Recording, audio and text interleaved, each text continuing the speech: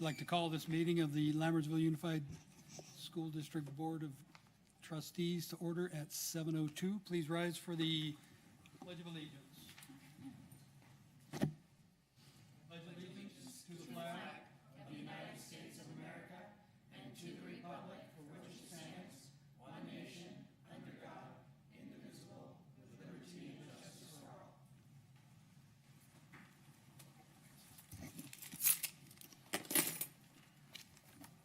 Roll call. Matthew Balzerini. Here. Sharon Lampel. Here. Shane Nielsen. Here. David Pombo. Here. Michaela Vergara. Here. Pasa Pukenchai. Here.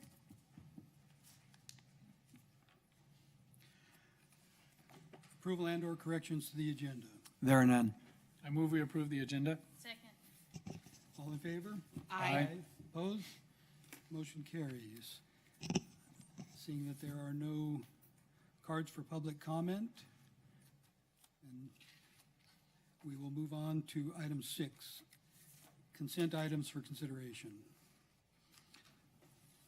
I'll move that we approve consent items as proposed. Second. All in favor? Aye. Opposed? Motion carries. Item 7, district administrative reports, enrollment report.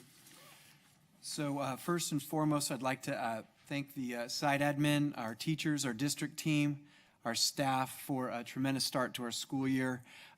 Over the course of the last 365 days, there's been a transformation of the school district.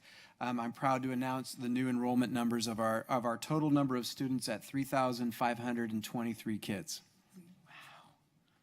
That's as of today? That's as of today. So 43 kids since you last did the report? The blurry-eyed people that are to my left, it is an example of how that is playing out. Our high school, which we originally hoped to open with between 400 and 450 students, opened this morning with 556 students and one very tall principal. I'm tired. And the total difference between last year's starting enrollment and this year's starting enrollment is a total of 832 students. 2 schools, an addition of 9th and 10th graders, and a whole lot more. That's almost 25% increase over last year.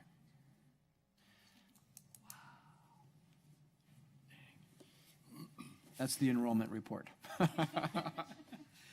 Item B, superintendent's report.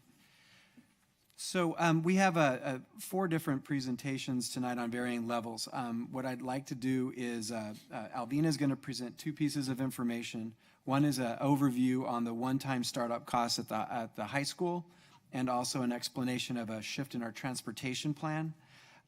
We had planned to have some teachers come out tonight and talk a little bit about Guru, and wiser course would be to let them enjoy their first day of school, and we bumped it off to the next 2 weeks. So if it's okay with the board, I'd like Alvina to do her presentation first. I'll give a brief overview about Guru, and then she can end with the food service report. Is that all right? Certainly. Okay.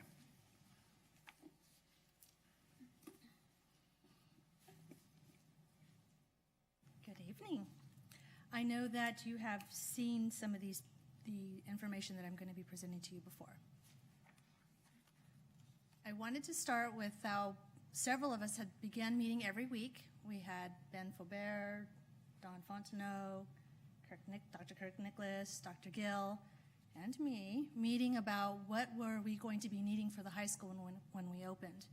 And we started to develop a spreadsheet and put everything that we thought would be necessary. We couldn't find any other district that had something already prepared. So in your board packet, page 19, we have brought this list to you. I think it was in the spring. As the high school staff began to obtain quotes, we started preparing budget development. Things started shifting between 2 fiscal years. So in front of you, you have, we've stayed within the means of the $1.1 million that was provided for the high school. Now I'll jump over to the transportation issue. We had originally started with the idea of outsourcing with First Student, but they wanted a 3-year commitment, and the surveys that we had received was pretty minimal, and we were afraid of committing 3 years for a number of, I think it was 15 surveys.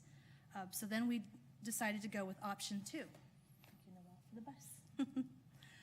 We advertised, we had 2 responses. I spoke to the Director of Maintenance Operations. I says, there may be a possibility that we cannot find a custodian to come in for the district. Do you mind reaching out to Tracy Unified, planting the seed? Maybe they may be interested in providing transportation for our freshmen and sophomores, which they did say that that could be a possibility. When we discovered that there were not enough bus driver applications coming in, we reached out to Tracy Unified School District to say, hey, this is reality. We have some parents that are calling, not sure how many.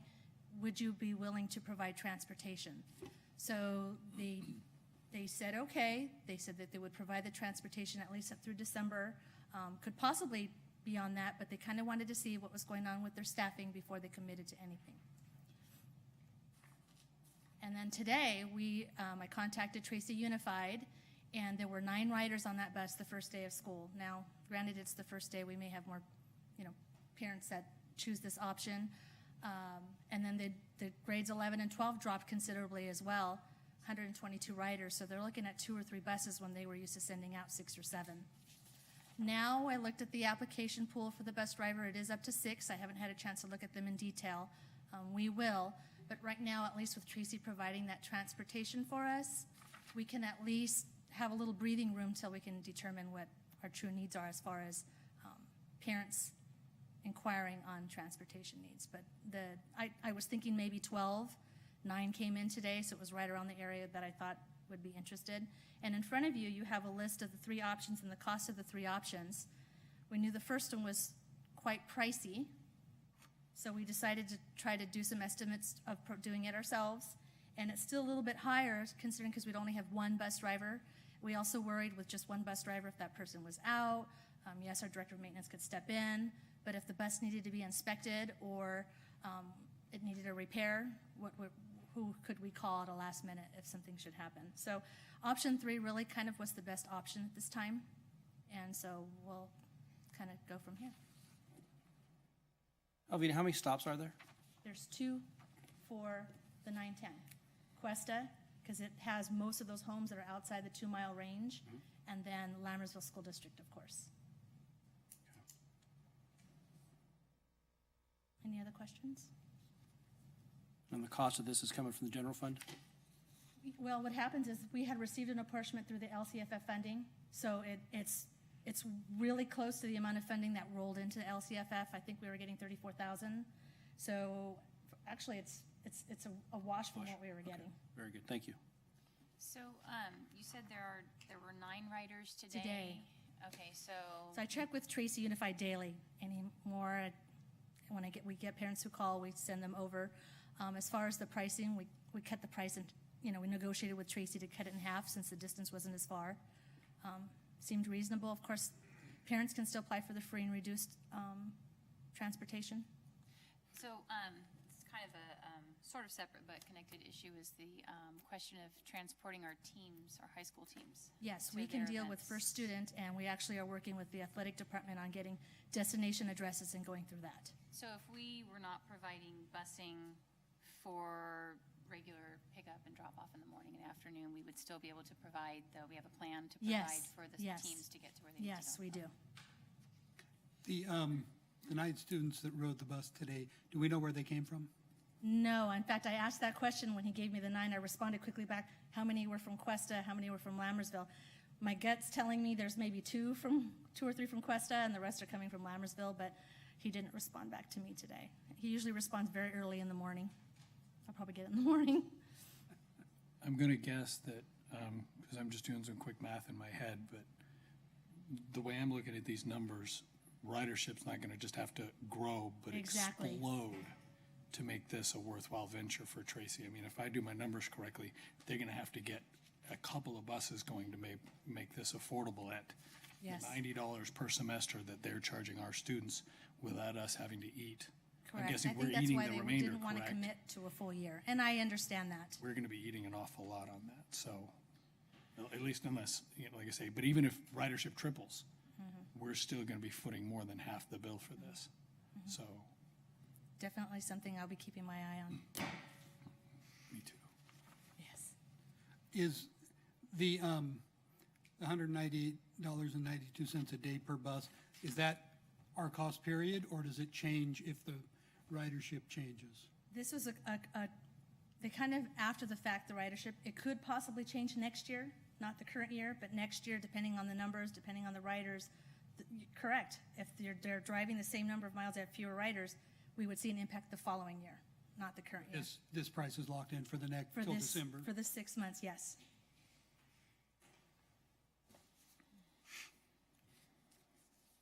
Thank you. Hard to tell.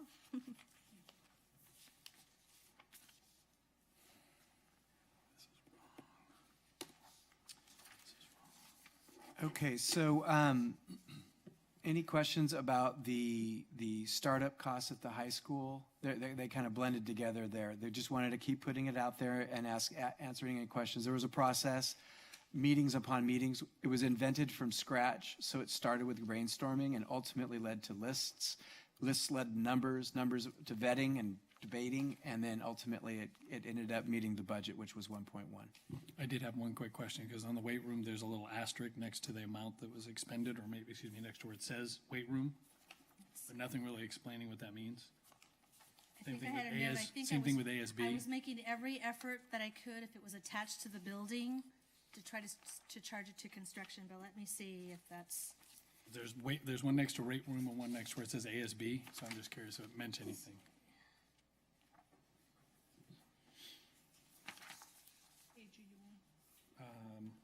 Page 19. I know for the Blue Bear software was a note to myself that there would be incurred ongoing costs for the software program, so that's what that was.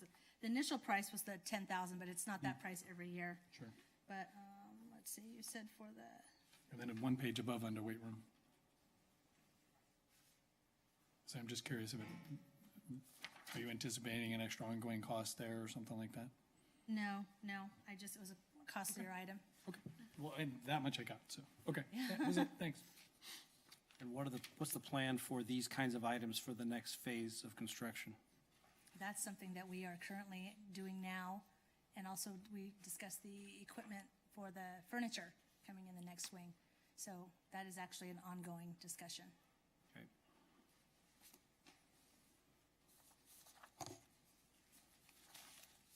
So item number 2 is Guru, and I'll just do a quick overview and reminder. So it was suggested by a superintendent in a local district that we check out Guru about 6 months ago. So Dr. Gill and I went and visited Dr. Pram in Palo Alto and looked at what is a free resource designed for teachers to support education across the world. And we quickly discovered that and believed that it would be a perfect tool to add to the RCD units of study work that were being done by our design teams across our districts and across our grade levels. So we've been working with them for a number of months now, and in 2 weeks we'll have our teachers come in who are part of the design teams and show what they've done. But in a nutshell, the units of study are being built right into the Guru page. And all of the resources are to be used within the units of study that could be part of the Guru model can be accessed at a finger's touch. So the goal being that teachers, the greatest commodity for teachers from my perspective is time, and all of the tools being there at finger's touch away and designed into the units of study puts the units of studies and the curriculum, or at least a significant portion of the curriculum, right there. So when you see it, I think it'll make be more clear about what this can do for teachers. I know the design team teachers are very, very excited. I know we have other teachers wanting to get on it and train with it, and in a couple weeks you'll get a chance and opportunity to see that. The second half of that is that Dr. Pram is coming out to visit at our next parent workshop, which is August 26th. And the focus is using Guru as a resource to teachers. So one of the great stories about our community is our parents go out and buy the textbook and work with their kids additionally on top of the school hours their kids attend our district. Guru being part of what the kids are going to experience, we're going to provide that tool and resource to them and significant training so everybody has the same tool and resource. And ultimately, to look at Guru, there's millions of pieces of data and ability to track things and create things and add things. But the philosophy behind it is education is a human right, and that everything that is workable for kids should be shared with the world, and that's why it's a free resource supported by the Gates Foundation and other entities like that. So I'm excited about being able to present that to you with teachers presenting their experience with it, but I think, it was wise not to do it on the first day of school. And ultimately, our last one is a food service year-end report.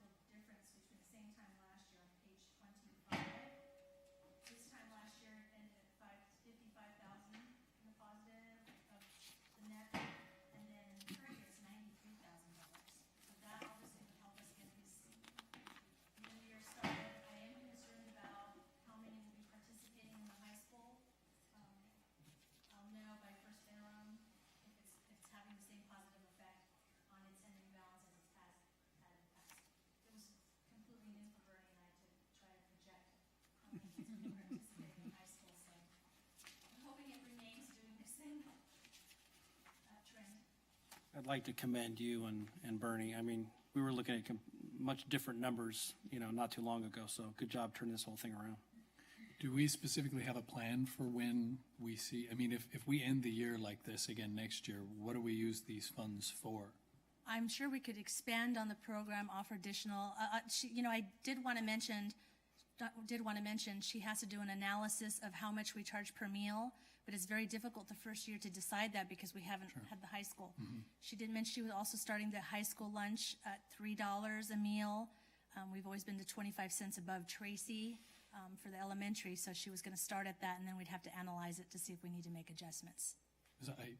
Given we're trying to do a culinary arts program and the additional equipment that we're getting with that, it might be something we want to look at to try to designate some of these funds for that purpose. I mean, I'll see if it's possible.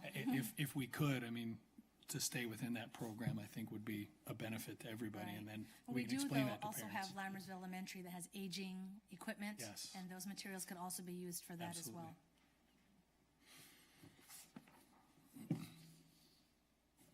Thank you. One more thing, Dr. Nicholas. Would you explain the meaning behind the shirts we're wearing so that the audience doesn't think that we had a softball game and didn't have time to go home and change? Today is National Lime Green Shirt Day.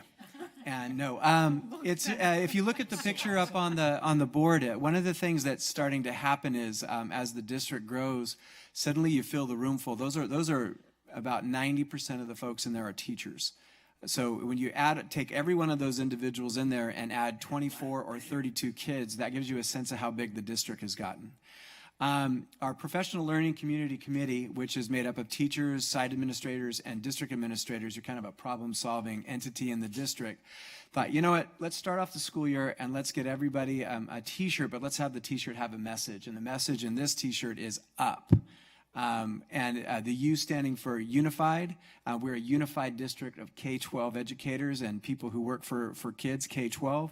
And the P stands for 5 Ps, and I'm going to do my best off the top of my head, but it's pride, positivity, professionalism, punctuality, and pride. And the idea, though, is up is symbolic of this district is already representative of very high test scores and an excellent community for kids to learn. And we're heading up. We're building up. High school is built. The school started today. And the direction that we're heading is to provide all of our kids, every student, an exceptional educational experience. So I want to say kudos to our school board for representing and bringing the lime green out. And everybody in the room has a T-shirt, including all of us. But it was a great way to start off the school year, and the energy and commitment to kids is alive and well. Thank you.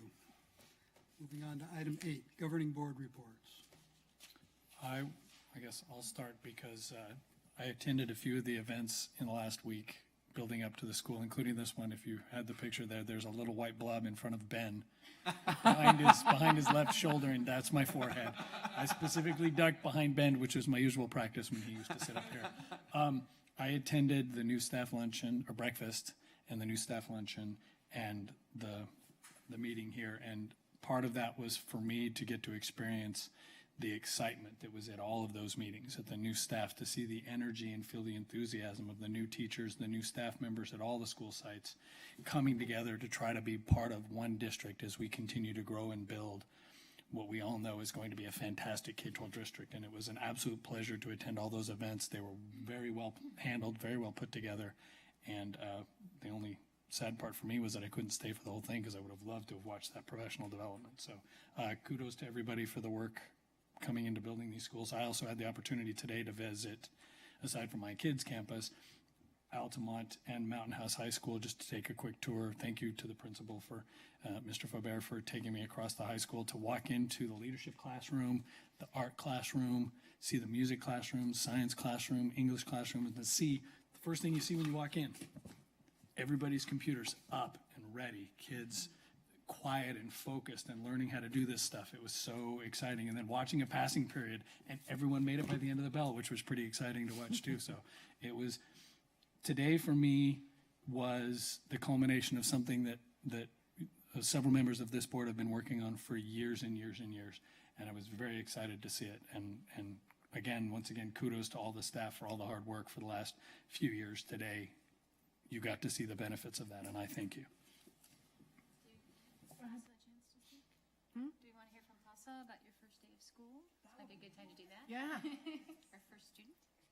Well, the first day of school was really great, and we were all on our Chromebooks, and the teacher taught us how to use Canvas, and we got to see our syllabi, and it was actually really fun. Everyone was nervous, but we got through it. Thank you. Thank you. And the nervousness on the first day is totally normal, so that's supposed to be there. That's good. That's good to hear. Yeah, that's a good thing. So I just have a quick report on the opening at Cuesta, because that's where I was this morning. It all looked great. Parents looked happy. Kids looked excited for the first day of school. Just want to say, again, big kudos, especially to the staff at Cuesta and Altamont. We had a, splitting up of teams and rebuilding of teams. So I know it's going to be a good year. We have a lot of good energy out there, a lot of positivity, and really looking forward to hear about success, especially at our new campuses. Okay, and I attended a whole bunch of stuff since the last board meeting. I attended the second Common Core parent meeting. Just like the first one, it was very well organized, very well attended. The parents were engaged. They appreciated the information. They really enjoyed doing a task that could have been on the SBAC test, and it got to show them all the different possibilities of answers and talking it through, and how we're training the kids how to think about this stuff, not just to come up with a mathematical answer. So it was, and you have people both times, they didn't want to leave. We were here till what, like 9 o'clock at night, both, I think after 9 the first night. And they really enjoyed it. They really appreciated it. And most districts are not doing parent information nights like that. When I have shared that with other districts, they're like, really? What did you present? I said, well, it happens to be online. You can go check it out.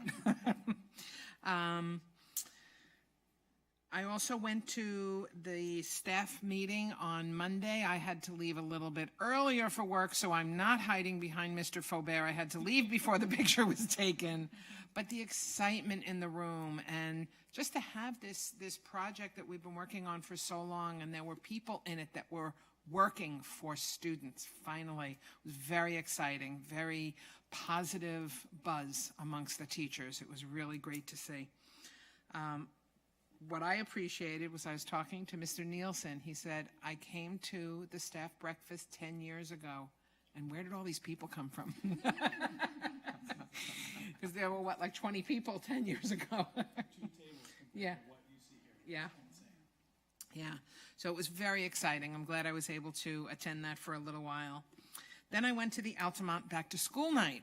So besides people being lost and not being able to find rooms, which is normal, There was a buzz of excitement. It was great to see. The teachers are so excited. They were so well prepared. I've been in education for a long time, and every room I went into, the teachers had everything that the parents needed, all the information. And the principal and the vice principal were running around the campus and fielding answers and questions and giving answers. And there was, again, a nice positive buzz on that campus. Was that just last night? No, what night was that? Monday night, yeah. It's been a crazy week. So yeah, off to a good start. It's been fun to be able to attend this many events. I just want to say welcome back. All the kids, I'm sure, are very happy to be back in school. We're happy to have the teachers back in school. But welcome back, and I have a couple days off early next week. I'll be contacting principals so I can go take a couple site visits.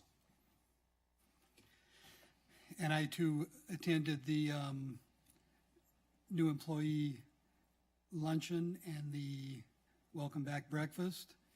And to echo Trustee Nielsen's sentiments, it was exciting to see all the excitement in the room and people ready to get down to work. I also attended the parent workshop on the Common Core and the Altamont open house. And today I spent the entire day annoying the principals at all the schools in the district, all 6. And I appreciate that they all took time out to give me a little tour, and it was extremely gratifying seeing students and teachers and staff all excited to be back to school. It was very impressive. On to item 9, Governing Board Committee reports. Mr. President, I'll go ahead and delay the report till we get to action item B. All right. Action items. A, consider approval of interdistrict, intradistrict transfer requests for 2014-2015 school year. When you have a shift of 832 students in a short period of time, this thing is rapidly changing by the minute. So this is an update of the interdistrict transfers as of this afternoon. But it's moving. It's alive.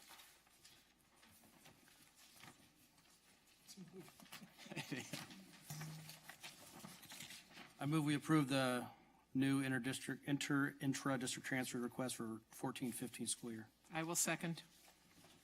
Discussion? All in favor? Aye. Opposed? Motion carries. I'd like to say something just as a follow-up to this. The enrollment, again, being in education for as many years as I have, there's always last-minute enrollment at a school district, but the last-minute enrollment here in Lammersville the past couple of weeks, I'm amazed that Dr. Gill and the staff are still standing every single day, opening classes. You open more classes this week. I know the last I heard was Friday afternoon. There were parents who the other night wanted to know why there wasn't a teacher in the classroom yet, because we just opened it today. So they're enrolling kids and moving at the speed of light, and I commend you for the work that you've all done.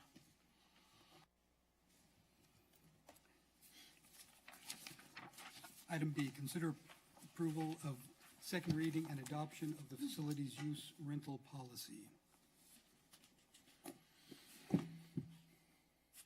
This is a second reading. There has been no changes since the first, right, Alvina? Everything's been updated in the document. Everything stands as we discussed at our last meeting. And just for some clarification, because there sounds like there might have been some misunderstanding about prepaying for use of facilities, that is only a month at a time. It's not, an organization doesn't have to pay for their whole year. It's 1 month at a time. Okay, thank you. Is that change reflected in the handbook that we got? That was never a change. It was just, I don't know that, I think that was a misunderstanding. Misunderstanding of the, So from reading the handbook, I think that should be clarified in the handbook itself. Okay. Can you tell me where that would be, somebody? 4? And that would also, wouldn't that be indicated on the application itself? Mm-hmm. Okay.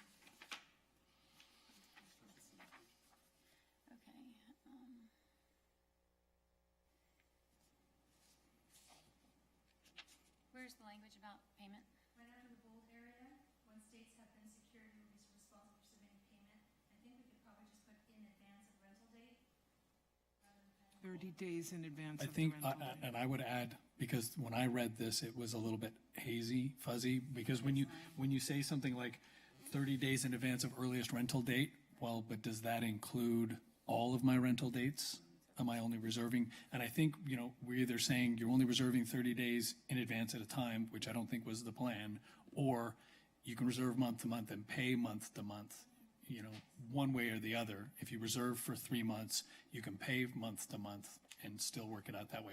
I happen to agree there needs to be a little cleanup language there because it as you read it, it doesn't sound like it's 30 days at a time in 30-day blocks. Yeah. Word that sentence after the bold area, actually, 1, 2, It's the second. sentences. There's 3 sentences there that can be reworded to the comment. Yeah, because it does say if you have reserved multiple dates, payment is due at least 30 days in advance of the earliest reserved date. So that would be, in the case of basketball, 4 months Right. due, Yeah, just 30 needs a days before clarifier. we even. We want month to month. Okay, so that definitely, yeah. Yes, Please. I'll make But- that change. My understanding is that we did intend to allow them to reserve those 4 months worth of dates. Yes. Just that if they didn't pay within those 30 days, then the reservation is gone, right? So if they wanted Correct. November 1st, they needed to pay by October 1st, or they couldn't have the dates in November, and that was the whole Yes, intent but month behind to it. month. So month to month at a time, So- but still in advance of that 30 month. days in 30 advance days. of that, or monthly, should we say something like that, or periodically or something? Okay. Okay. So then in the case that we want organizations that are going to use our facilities for blocks, months of time together. Let's say we want them to reserve monthly or something like that. Yes. Or paying monthly. I'm just not sure. I'm thinking that if I'm an organization and I want to reserve 4 months of use, and if I'm reserving it 1 month at a time, how do I know that something else isn't going to? No, you can make the reservation for 4 months. You just have to pay 30 days before each use. Okay, so then Yes. you You would can make hold the those dates reservation. for us. Yeah. Okay. Yes. Yes, So if you you could still- clarify all that in here, because Yes, it looks I will do like something that. totally different. Okay. Okay, good. Thank you. I appreciate that accommodation or that flexibility. Another question here too, on the rental, there was language about what organizations would be charged. There was something about rental fee, and I wasn't sure what that meant. You know what page that's on? I'm sorry, on page 12, tier 2A, for example, has item 3 under fees, facility rental fee. But I didn't find a facility rental fee on the attachment A, page 16. I saw custodial hours, and I'm not clear. Fee schedule on page, well, it's 53. It wouldn't have a page from the document. Page 53 of your board packet. Those fees are listed under each of those tiers there. We try to consolidate all the information on one sheet rather than flipping through all the pages. But I think we could probably go ahead and add those informations into the packet. Is it attachment A you're looking at? I guess it would be Schedule considered an of community attachment rental way. It's a fees. single, Schedule, yeah. Oh, I'm looking at. Page this here. 53 of the board packet. It's the second to the last page in the board packet. Okay. Facility use fee schedule. Okay.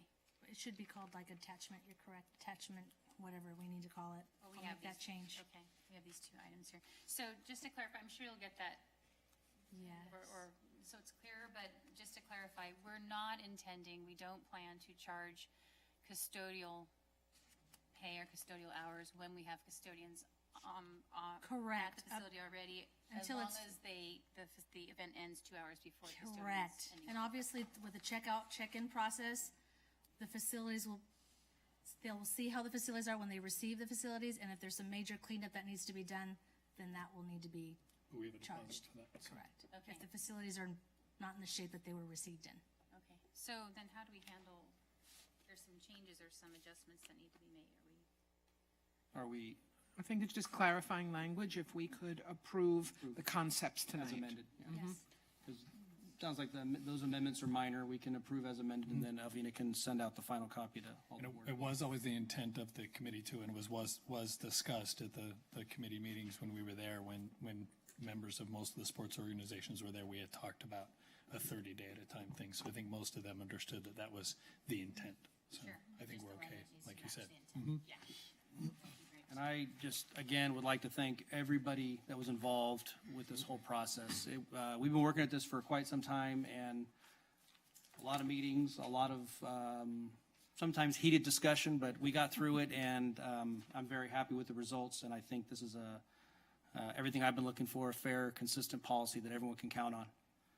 And the committee will be standing, we'll be putting together a meeting very soon to start talking about the high school. And has that process been completed? It's now ours, the stadium and the, Stadium will be ours. The end of the week, the punch list should be done for the facility, but the audiovisual will be the next following week. So to have complete access to the stadium officially will be probably the 5th of September, please notify me. before the first football game. Yeah, please notify me of that date so we can schedule after that, after we know everything about the facility. And I'm not sure the question that I have is for this, but I do think it is something we need to try to get clarified, because whether it's on a reserved policy or the open field policy, I was asked today about what times the fields will be closed for use. For example, Altamont, they were told at 7:30 this morning they couldn't be on the track, which to me made a lot of sense, half an hour before school. I don't know if that's a written policy somewhere, but I think if it's not, we need to get that. Because again, the track at the high school, if there's a zero period there that's going to be using the track, then we need to change those times. If not, do we want them open in the morning? But the Altamont track specifically, it's open, people are using it, and if we can just tell them, yeah, at 7:30, to my knowledge, and I'm sure Mr. Yeager could clarify, there weren't any problems, all the folks left and we're happy to leave. It'd just be nice to tell folks these are what the hours are and have it posted somewhere, that's all. Good point. As far as the next committee meeting, can we get that date and time posted somewhere so that we can know about it, even if we're not on the committee or not on the mailing list? It's been posted on the website, and it's posted as we normally post all board meetings at Can the we post district it on office. Facebook as well? I think that's a little more effective. Oh, you do. She posted. Okay, thank you. And I would like to thank the committee, both staff and board members. I know they put a lot of hard work into this, and there was a lot of back and forth communication, and I appreciate all their time and effort. I would like to echo that also. We have board members put a lot of time and effort into that, but I think it showed our community, because it did get hot at some points, that we respond and we listen. I had the pleasure of going to the last meeting where everything was nice and calm. But it showed that the school district and the community are willing to work together. And I just wanted to comment on that too, that it was no small part of this comes from what we heard back from people. We didn't just dictate to the community what it was that the committee wanted to do. We got input both at the meetings and individually from people, and I think this document reflects the input that we got from the public. And that's what I would urge folks on everything. You see an issue, you have a problem, there are people within the district who want to hear about it at the district office or at the board level, and I urge you. Facebook is great. Emails are great. Come talk to us. Come call the district. We would love to hear it, because sometimes we find a better way to do it. And I think this proves that, and would urge people to please continue to do that. We don't have an obligation to be on the Mountain House Facebook page. But I do feel we have an obligation to read our emails. and Absolutely. Yes. Do I have a, So then I will move that we approve the facilities use handbook as amended. Second. further discussion? All in favor? Aye. Opposed? Motion carries. Very good. Long-term project. Good job, Alvina. Item 11, information and discussion items, San Joaquin County Sheriff's Department School Resource Officer. So a couple of weeks ago, I had a meeting request from Sheriff Moore, and I was curious as to why he was coming to visit.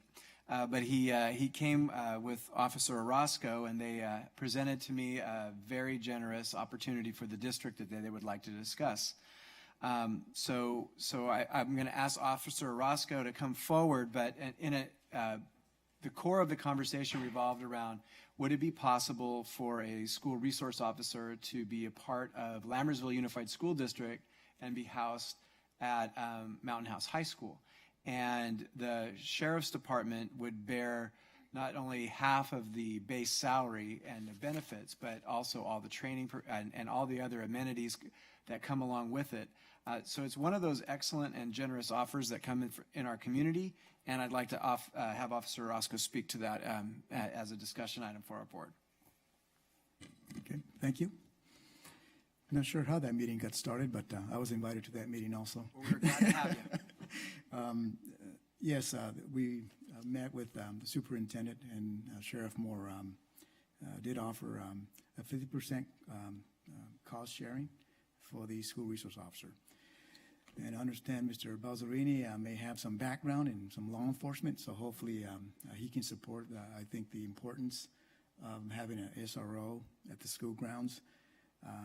Personally, I believe perfect opportunity, for a new high school to get started, 9th and 10th grade, and then it's going to continue to grow with numbers and teachers and everything going on the onset to get someone to get to start knowing the students who will become your juniors and seniors, and hopefully they build that little bit of relationship, where they feel comfortable with the officer about problems at home, problems at schools, or just to have them around. I'm a true believer that the mere presence of officers, within the community or school prevents things from happening or suspicious activities. More importantly is that the officer familiarizes himself with the teachers, the parents, the students, what's normal, what's not normal around the school at certain times of the days.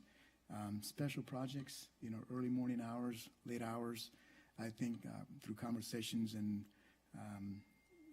meetings with the principal who's controlling the SRO to a certain extent with information sharing, the scheduling could be adapted to after school hours, late into the evenings, whether I'm not sure what your sports activities will be. The presence, I think it's important. The additional resources that he can quickly call upon. So we believe it's important. I think it's a great opportunity. Our only school resource officer that we have right now, it's over at Franklin High School in Stockton. It's in the county area. And I can certainly tell you that we started this many years ago. Because of funding problems that the school district was having at the time, they pulled back on the school resource officer. And that was okay. But the volume for calls for service went up. Not only the volume for calls for service went up, it also, there were some delays where the principal teachers, where's the deputy, where's the officer? Okay, well, it's a beat officer that if he's tied up, if it's an emergency, there will be some additional delays. So the SRO provides for almost, if he's on school grounds, for almost immediate attention to the little things that can occur, quickly. So I think it's a great offer. The cost, I'm not sure if you shared it or if I'm allowed to. I've shared it. The cost to the district will be right around $85,000. So, and that's 50% of the full cost of a deputy sheriff, not because he makes $185,000, but it's a full package with that incorporates the full with retirement and salary and benefits and everything that goes along with that. So it would be nice, but no chance. But the offer is there. I think there's great value. So if there's any questions that I can answer, or I think you have a good source here on the board that can answer some questions and some of the benefits. Two good sources on the board, having been a school principal and built relationships with Alameda County deputies in my profession. You don't have to sell me on SROs and their importance at high schools. And it's not just for problems. It's building those relationships. I'm still friendly with one of the SROs, and he came to see me in my new school district to help one of his former students that he had built a relationship with. He was trying to help her get a job so she could become a productive adult. She didn't have the support at home, so she turned to her old friend from school, which was quite heartwarming. It's also nice. So the students get to know the SRO, the staff gets to know the SRO, and it's nice when something does happen that you know that person and you have that relationship. Yes. And you don't have to, you have that level of communication. You know how to speak to that person. That's all I have to say. I wholeheartedly support the idea. And another important point is that as teachers get to know the students, behaviors, or maybe that he's not, hey, you have an A student who's now is performing at a C or D level, what's going on? hopefully if they communicate with the SRO, can you try to find out from him or maybe pay a home visit? Maybe there's something ongoing at home that we may not know that the student may be reluctant to share with someone. So those things do happen. So I've seen some of those great successes that happened in the past. So. Yeah, I was a school resource officer for 2 years in the Mission District in San Francisco, which, for those of you that don't know, that area is plagued with drugs, gangs, and violence. And the school sat right in the middle of two rival gangs, Norteños and Sureños. So it was a challenge. But everything that the chief here was saying is absolutely true. It's about being part of the culture. I took the job initially for the schedule. I had weekends off. I'm not going to lie. But it turned out to be one of the best assignments I had in the police department. It led me, actually, after that, I ran the Explorer program for 5 years after that, and very rewarding. And in fact, since then, I've left the police department. I'm in the fire department, and we stopped by to grab a cup of coffee one day, and the guy behind the counter is looking at me, and I'm like, he goes, "Hey, weren't you a cop?" I was like, "Yeah." And he goes, "Yeah, the cop at the school." He's like, "Remember me? You arrested me a couple times." I was like, "Oh, yeah." He goes, "Oh, no." He goes, "You were so cool." He's like, "Yeah, I was dumb." But he's back in, he's going to City College, and now actually has sent me a couple emails since. So those are the kind of relationship you build. The kids, they trust you, they respect you. Kids want their school campuses to be safe, and it was an opportunity to go to someone that, would come to me, and they knew I would get it taken care of and eliminate any threats. So I support this program. I spoke to the sheriff back in 2010 when I ran for the board, and he promised me that when we were ready for a school resource officer, he would pay 50%, and I'm glad to see that a politician kept his word. Could you talk a little bit about the Explorer program? Because one of the things that we're working towards is this idea of college and career readiness. And the Explorer program, Sheriff Moore shared that he started the Explorer program, and that's how he became a sheriff. So can you talk a little bit about that program? Yes, the Explore program is for students who maybe have a thought, know someone, uncle, family, they just have that vision of being in law enforcement, and it's from ages 16 through 18. And once you turn 18, then at that point you can become a cadet, which is, from the county perspective, it's minimum wage, $10 or $11 an hour, I believe it is, for them, as long as they're enrolled in college and providing the transcripts that they are enrolled and they're getting good grades. So the Explorer program is just a volunteer for students. It's after school. They meet, I believe, don't quote me on this one because it's a new program for us. I think once a month, but we also encourage them to attend other trainings. Most recently, we had a competition over at Lincoln High School here a few weeks ago, and this is our first year, so we prepped for that at the last minute, and some of the successes and rewards, and it's a competition from evidence collection to, car stops to checking on a suspicious person. We're not teaching them to be police officers, but they enjoyed it, they learned, but we also developed that structure in hopes that, they pass it on to their friends, their peers, they're staying out of trouble, they're getting to know the culture of law enforcement, but it's great. It is pretty structured, it is demanding. We're not, making them run, laps around the track or anything like that and push-ups, but we tell them on their own, hey, become physically fit, because there was a portion of the competition that was a physical challenge for them, and that's okay, but that's on them. But the rewards are there for them. I think the parents very quickly start seeing the difference in their kids and the behavior and the respect that they show to parents and family members and friends, and I think there's rewards for that. So non-paid, a lot of work. Sometimes it does become difficult because they're so young. A lot of the students may not have a driver's license, so sometimes we've been lucky enough where some of the parents have been dropping them off and picking them up in the evenings, so that's great. And the cadet program, it's another great program that we have, that they do a little bit of everything. They actually go out in the streets with a vehicle marked as cadet with the sheriff's emblem and everything, and they'll go out and tow vehicles for us. Most recently, unfortunately, we had some shortages with the animal control officers, and we trained them to go around and pick up some of the deceased animals on the roadways. And that way the animal control officers can concentrate on some other more serious animal services, calls for service. But they tow vehicles, they do parking citations, different program for the parking citations. It's not anything that goes to court.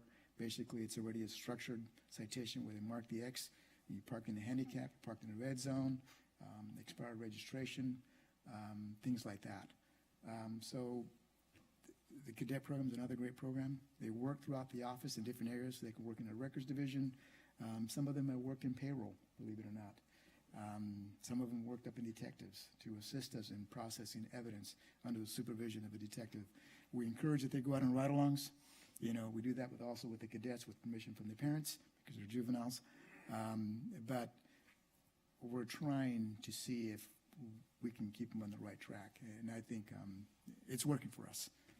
You know, it's obviously it's working for us. That's another program that I can't speak, more highly about. I'm a product of an Explorer program. I was a fire explorer for 7 years when I was in high school, and I've been in public safety for 20 years now.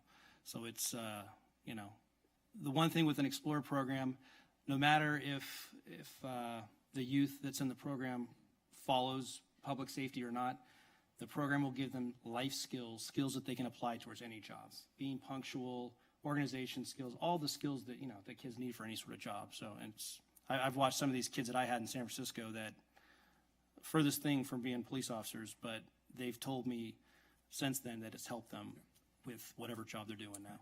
So the cadets, 18 through 21, the reason for that, once they turn 21, they can put themselves through an academy, or they can easily apply to law enforcement, or they can be hired as a law enforcement officer, and then they can be sent to the academy.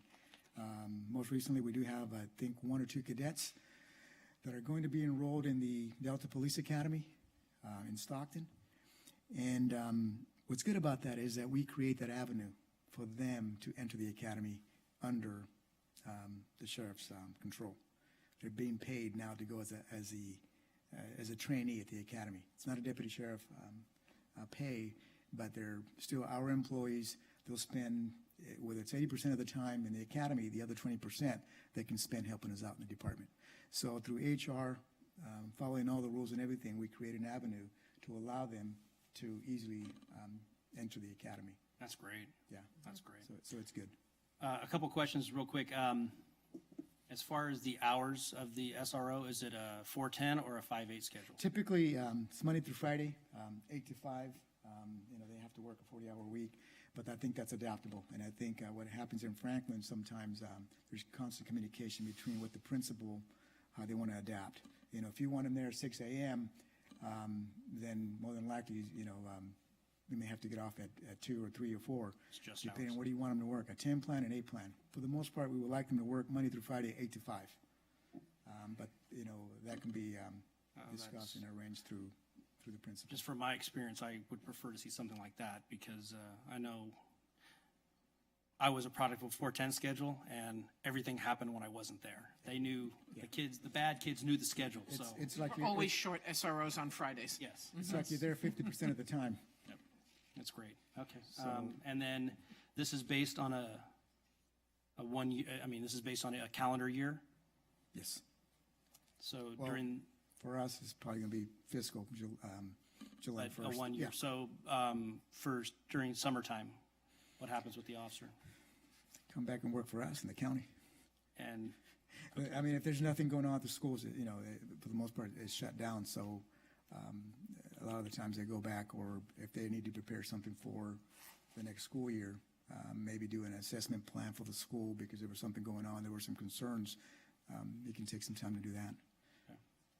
okay, thank you. If I could I just have one quick question. Is the school resource officer, are they always assigned just to the campus? Would they be able to respond to, I'm remembering the issue we had at Wickland not long ago where a student with a weapon, a knife, something like that. My understanding would be for the district. And All that was schools, yeah. my ask for clarification. Was that the case?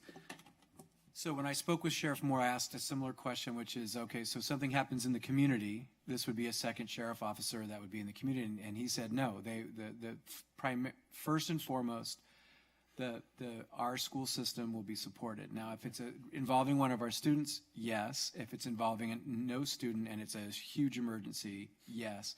But everywhere in between, they're working for the school district. And so all of our schools will be serviced, but they'll be housed at the high school. That was my one question, and I just want to add one comment, and that's that I'm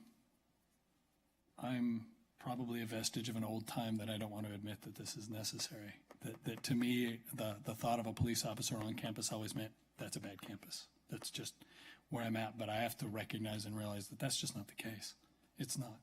And I'm hoping that there are parents out there and folks out there who see that and recognize this isn't an option where we're concerned about, the kid's safety. We're just providing an extra measure of that for that exact reason. I happen to agree with the statement you made, which is if someone who wants to do something bad knows there's an officer on campus, they're really less likely to do something. And while I don't want to admit that those things happen, And it's not a fix-all for everything.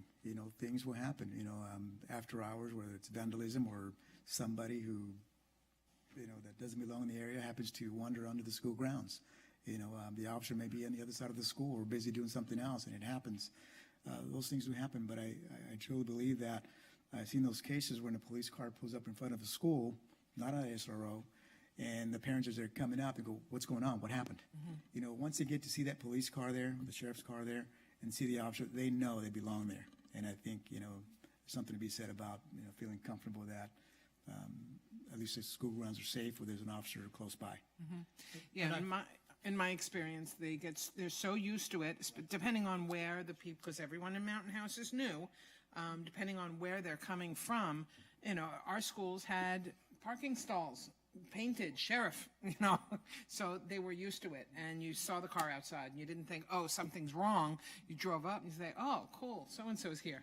And there's so many other things that the SRO will provide. I mean, everything from security assessments, when they see holes in physical security, they can assist with that, down to coming to our facilities committee meeting and giving us the guidance when we had those questions about enforcement. So I think it's truly resource. It's a resource for the school, and there is the criminal element to it, but I think that it, like I said, becomes part of the school culture, and that goes away real fast. and I think that's where I'm at too with it, is just, the students are going to get used to having that person on campus, and, it's not always, hey, watch out for the cop, hey, look out for the cop. It's, hey, there's, officer so-and-so, and they do become part of the campus. Like I say, I just think I am fairly certain that a large portion of the folks we're going to have at the campus wouldn't be expecting it. And so I think should we go this direction, might be an opportunity for the communication discussion to make sure is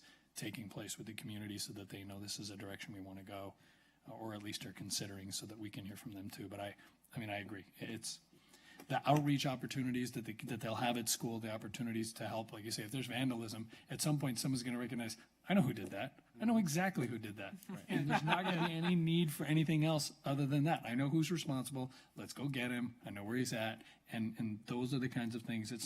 To me, it's less about safety as it is about an opportunity for the kids to get less concern over a police officer being around and being there, and hopefully provide more of a positive role for them, which is not what most kids deal with when they're dealing with police officers or sheriffs. Well, if any community should have an SRO, it should be ours. I mean, talk about, just like you're describing, when oh, I know who did that, I know their parents, I know where they live, all those kinds of things. I think we're still small enough where, if we have the right deputy doing it, and that's my next question about is, are we involved in that process of selecting who's going to be the I deputy? believe the sheriff had offered that.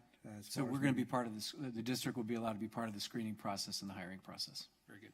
And you mentioned things happening when the SRO's not there, vandalism, whatever, but I got to believe that there's a much higher likelihood that those cases will be solved and figured out because you're on the campus the rest of the time, seeing something happening and having a relationship with students to be able to solve what's going on when you're not there as well. Yeah, it really creates an avenue for the SRO to call in resources. We talked about, not because anything's going on, but if there's suspicions of contraband being brought into the school grounds, we have narcotic dogs. There aren't bite dogs, narcotic dogs that I think with good communication, those things could be accomplished also. And I think this is the perfect opportunity. You mentioned our community getting used to it. We should do this now while the high school community is as small as it is. Yes, I agree. Well, I honestly think that having an SRO on campus would be good because, like, we could have guidance and it would prevent, like, stuff from happening in general. There you go. Further questions or comments? Thank you. Thank you. So as far as next steps, we have a safety committee established. Maybe try and have the safety committee bring this up at a committee meeting and try and work through some of the details, see if any of the teachers or the representatives from the sites that are on the committee have questions.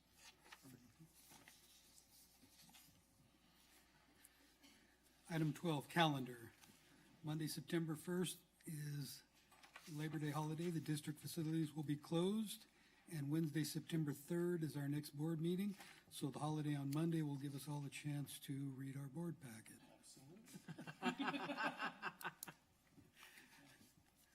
I move we adjourn to closed session. I'll second. All in favor? Aye. We are adjourned. Thank you all for attending.